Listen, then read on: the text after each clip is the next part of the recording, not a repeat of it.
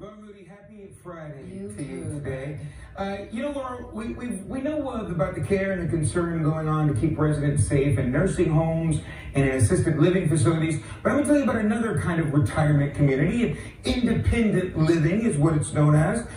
It's kind of like a condo. The residents have to push a button every morning by a certain time to let the folks know they are okay. But besides that, it's just like any other kind of condominium. They've got a restaurant in their building, actually, and they've got a tavern on site and all sorts of different amenities. I know all about this because it's where my parents happen to live. Let me show you a picture of Mom and Dad. Let's see Mom and Dad. I haven't actually seen my Mom and Dad in person for a while now, just out of abundance of caution. I don't certainly want to take anything and get them sick. But I do miss you, Mom and Dad. Let me show you some other photos.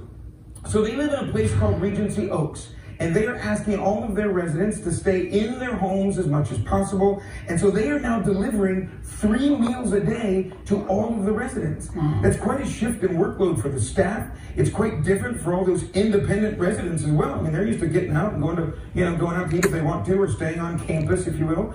But Mom reports everything is going really smoothly and working really well. She says the staff is doing their best to keep everyone safe and germ-free. Residents are allowed to go out if they need to visit the doctor, something like that. But they are taking everyone's temperature as they come back to the campus there to try to keep the coronavirus out, including visitors. If visitors go to see them, like if I were to go visit them, and I'm not right now, just out of abundance of caution, but if I did go over there, I could get in, they would just take my temperature and make sure that I was safe to come in there. But it's just a different work mode, and it seems like they've shifted. And it was cute. I sent my mom around with her phone. I said, Mom, go take some pictures. Can't wait to find out what they're doing. And so she was my reporter on the scene. Nice. So thanks to Mom and Dad. And I miss you guys. I hope to see you in person soon. But I just wanted to share with you some of the proactive things places are doing. A lot of people can relate. I'm sure a lot of our viewers either live in retirement communities like that, or maybe you have a mom or dad or grandma or grandpa in one. So I thought I'd share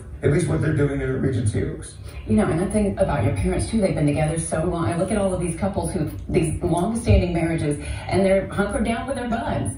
You know, I mean, I was going to ask you. 52 years of marriage as of this year? Yeah, see? All right, they're passing the sun. All right, Charlie, thank you. We'll see you next hour. All right, it's time to get over to Charlie Belcher. Hey, Charlie. Good day to you, Laura. I am continuing to be safe at home here, but bringing you a couple of stories I hope you might find interesting. One's going to make you smile, and well, they both might make you smile, and one might make you tear up just a little bit. Laura, of course, community gatherings have been put on hold for now, unless, of course, they're less than 10 people and you stay 6 feet apart. Well, one resident got a little creative in the Eagles neighborhood in Hillsborough County.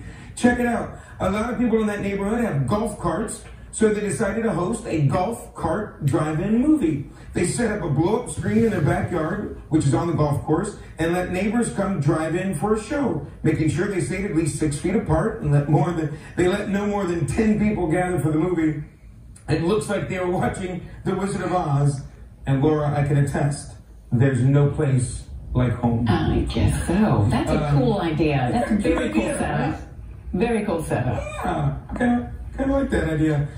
All right, Laura, here we go. We've seen stories like this around the world, really, but this one happening in Clearwater. The social distancing is so difficult for many of us. I want to be within 3 feet of you, Laura. I want to be able to give you a high five. I know, I miss you guys. Or something.